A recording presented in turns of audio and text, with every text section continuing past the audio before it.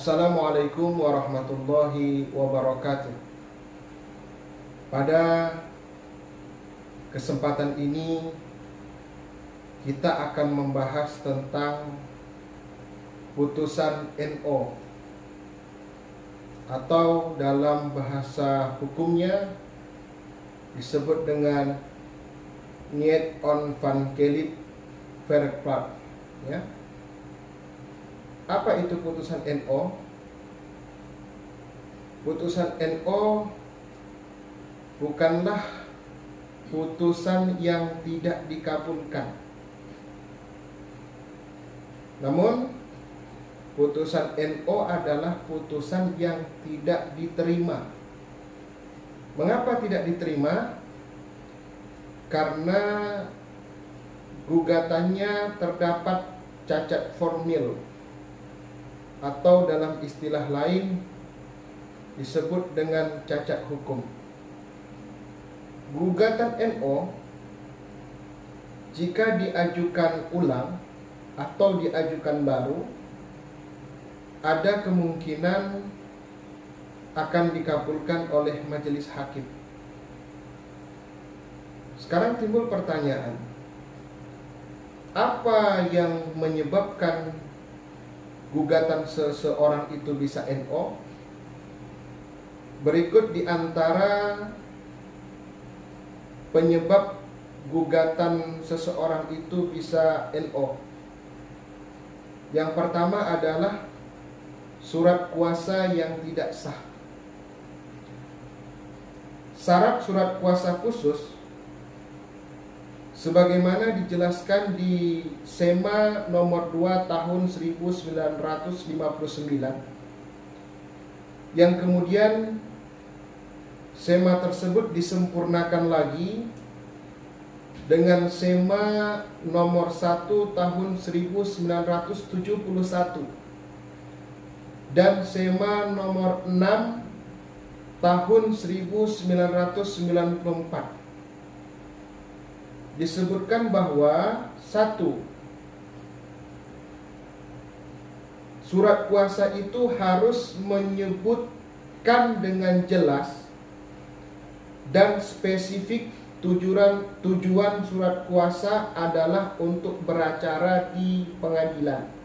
Jadi surat kuasa itu harus menyebutkan dengan jelas dan spesifik bahwa tujuan dari surat kuasa itu adalah untuk beracara di pengadilan.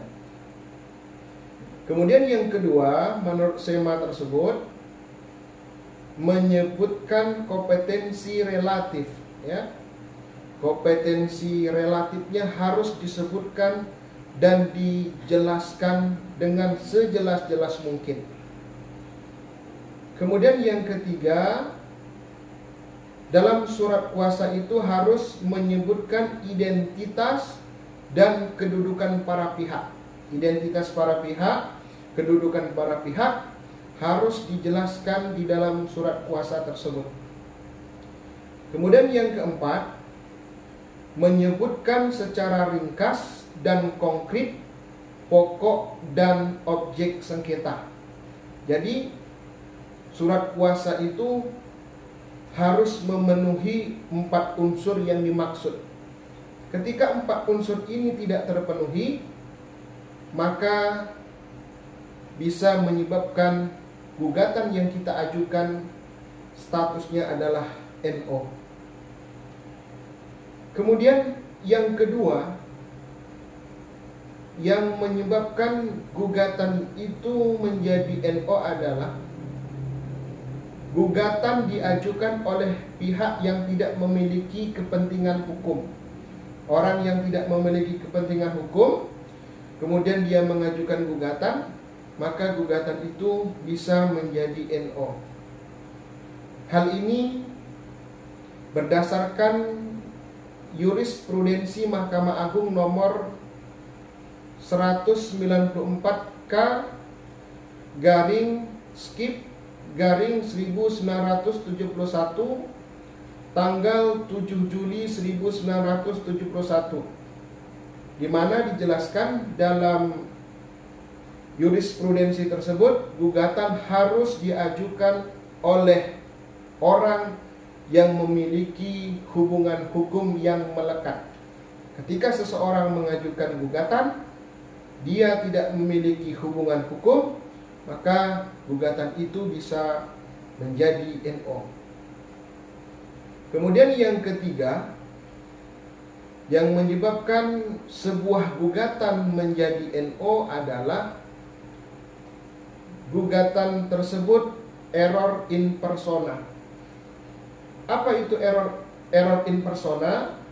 Yaitu keliru pihak yang dijadikan tergugat atau ikut tergugat. Error in persona ini juga bisa berupa diskualifikasi in persona. Ya, diskualifikasi in person. Apa itu? Penggugat tidak memiliki legal standing untuk mengajukan gugatan. Bisa juga statusnya adalah gemis, ya, yaitu pihak yang ditarik menjadi tergugat keliru, ya. Pihak yang ditarik oleh seseorang atau oleh penggugat, ternyata pihak yang ditarik itu keliru, ya, tidak ada memiliki hubungan hukum.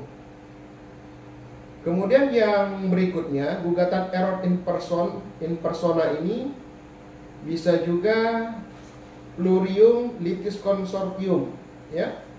Pihak yang ditarik menjadi penggugat atau tergugat tidak lengkap. Seharusnya penggugatnya 2 orang, ternyata di gugatan itu 1 orang. Seharusnya tergugatnya itu 5 orang, ternyata di gugatan itu tergugatnya hanya 2 orang. Maka bisa menyebabkan sebuah gugatan menjadi NO. Kemudian yang keempat, penyebab sebuah gugatan menjadi NO adalah gugatan di luar kompetensi. Ya, ada 2 jenis kompetensi yang kita ketahui. Ada kompetensi relatif, kemudian ada kompetensi absolut. Kompetensi relatif menyangkut sebuah wilayah, sementara kompetensi absolut adalah menyangkut perkara yang diadili oleh sebuah pengadilan. Contoh, seharusnya gugatan itu diajukan di pengadilan negeri atau pengadilan agama Bengkalis.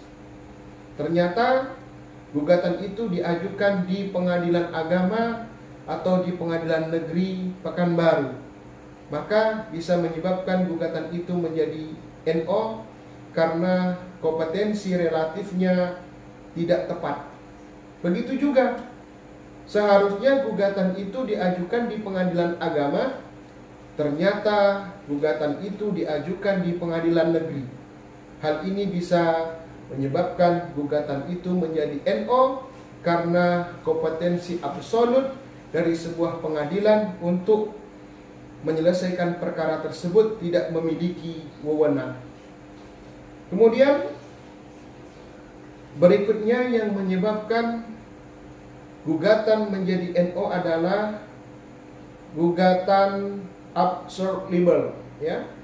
Absurd libel ini adalah gugatan yang kapur, tidak jelas dan tidak pasti.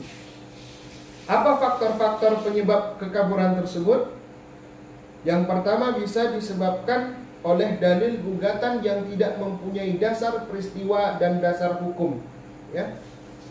Petita atau petitum, ya.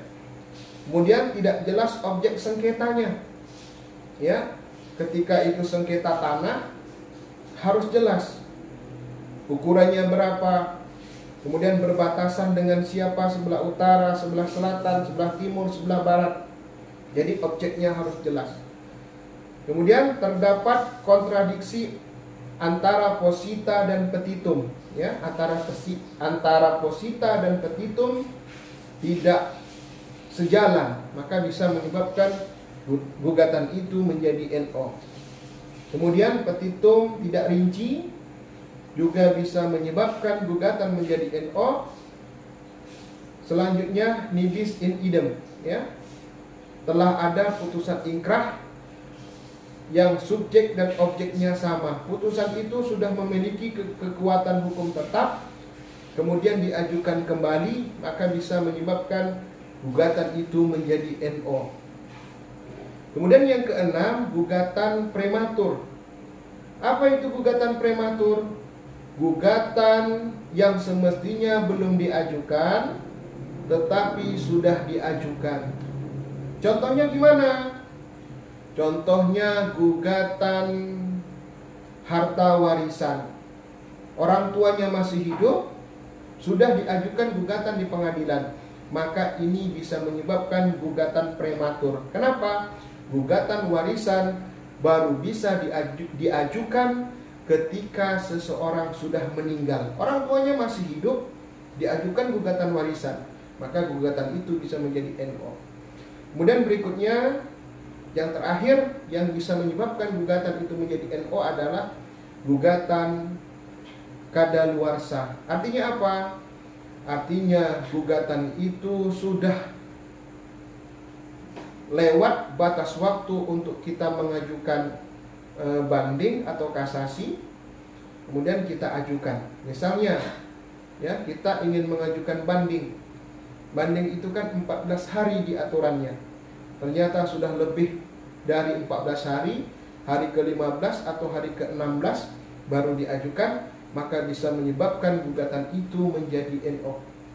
Demikianlah di antara sebab musabab sebuah gugatan menjadi NO. Mudah-mudahan bermanfaat. Terima kasih. Assalamualaikum warahmatullahi wabarakatuh.